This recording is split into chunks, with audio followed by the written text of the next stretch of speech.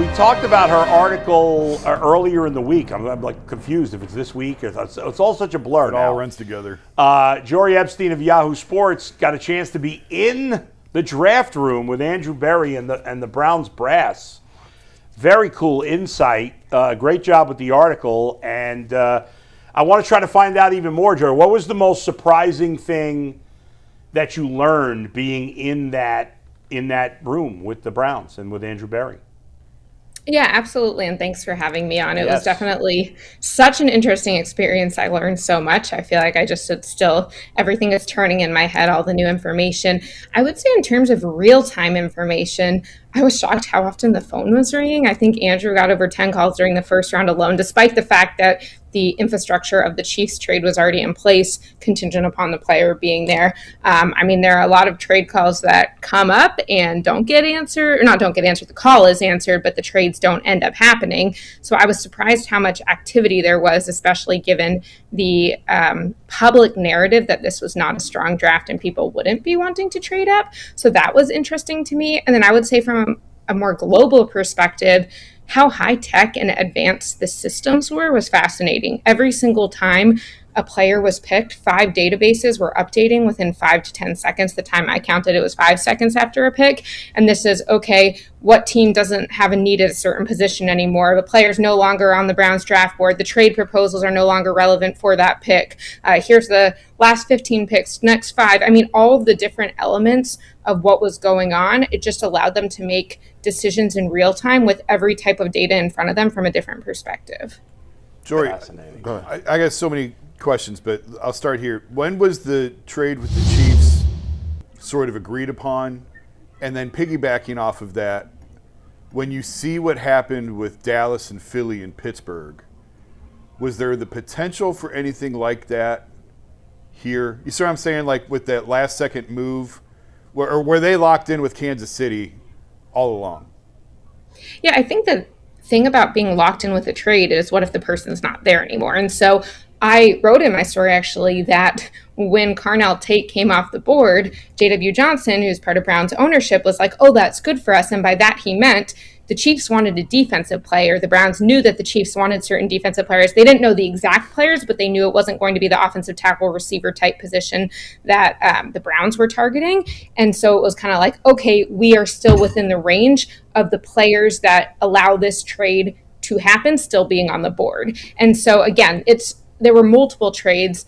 There were 3 with heavy interest that the Browns discussed and worked through before the draft. And then when it came down to it, it's like, what's the best value? Can you try and leverage a little bit more value?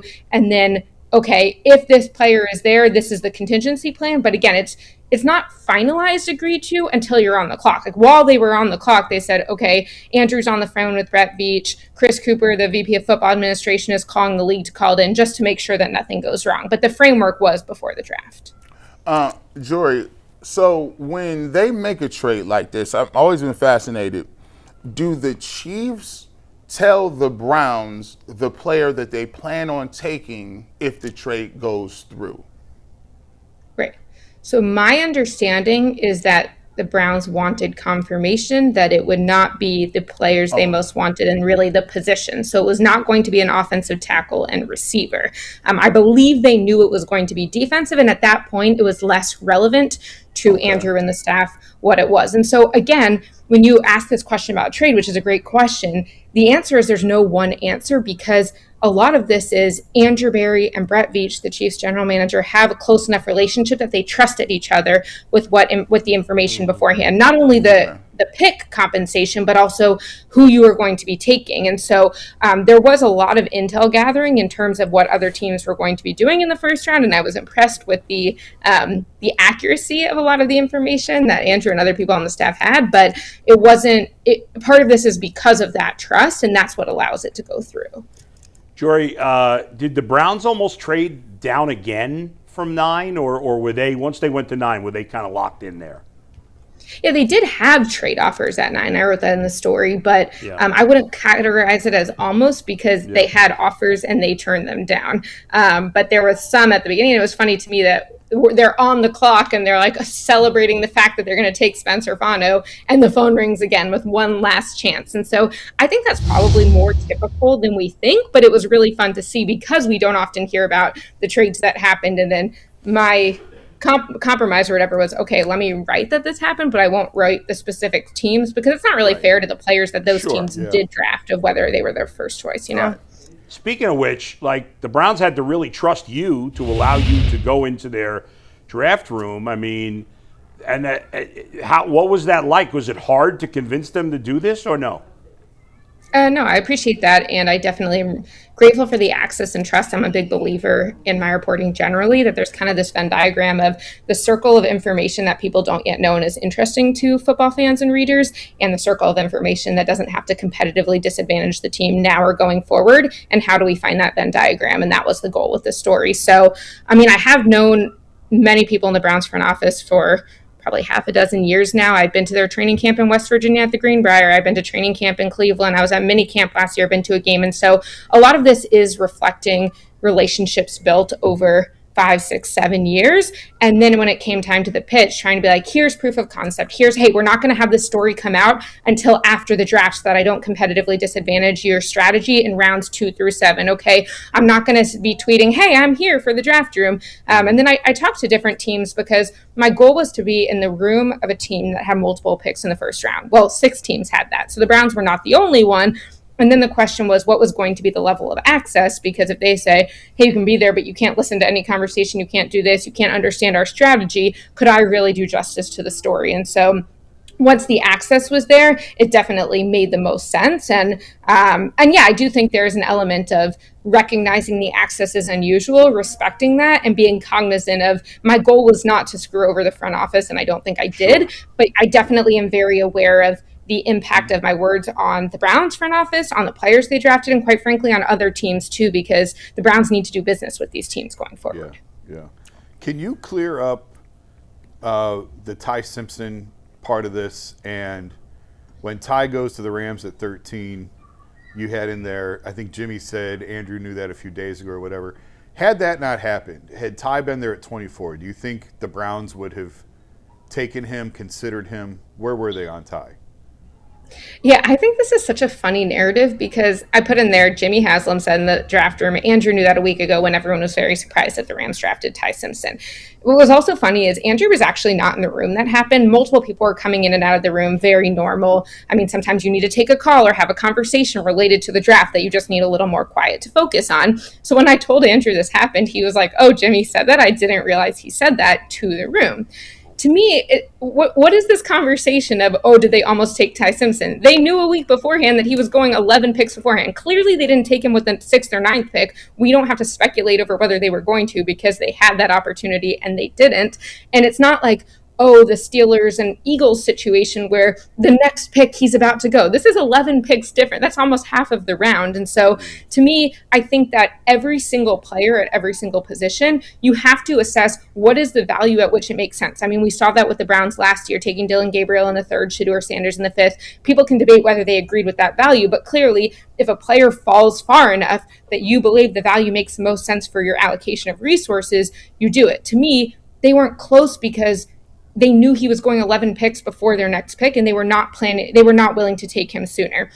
The other thing I think is worth noting is that, to me also, whether they were going to take Ty Simpson is not so much a referendum on the guys in the building. I think that any time a team doesn't have an guaranteed, or not guaranteed, but a clear answer at quarterback, you have to be looking at that position. I know some coaches in the league who say we need to draft a quarterback every year because it's such a valuable position. You have to have it as the asset. And so when I think about Shedeur and I think about Deshaun, and I guess Dillon's in the room right as well, they have Taylor Green now. To me, if you don't have a quarterback who has recently and consistently played at a high level, you should always be evaluating the quarterbacks. But what resources are you going to put in there? The Rams, for example, decided that Ty Simpson was worth foregoing a piece that could help them win a Super Bowl this year, most likely, unless he has to play some time in relief of Matthew Stafford. The Browns were more like, how can we make it a healthier ecosystem for the quarterbacks here, give them a better offensive line, give them better pass catchers?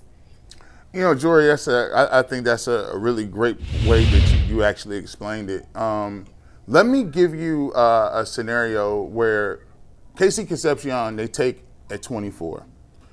They then are able to get Denzel Boston later. Was there any kind of, quabble, or was there a decision to be made? Did some people think that, hey, maybe Denzel Boston should have won at 24, and then maybe we take him over Casey Concepcion? And then when they do take Casey, what was the feeling as you finally, the draft continues on, and then Denzel Boston is still there? Like, was there something of like, when someone falls to you and you didn't think that you were going to be able to get a guy, is there any buzz like, hey man, listen, he's still falling, he's still there, and then when he get him fist bump, like, how was that?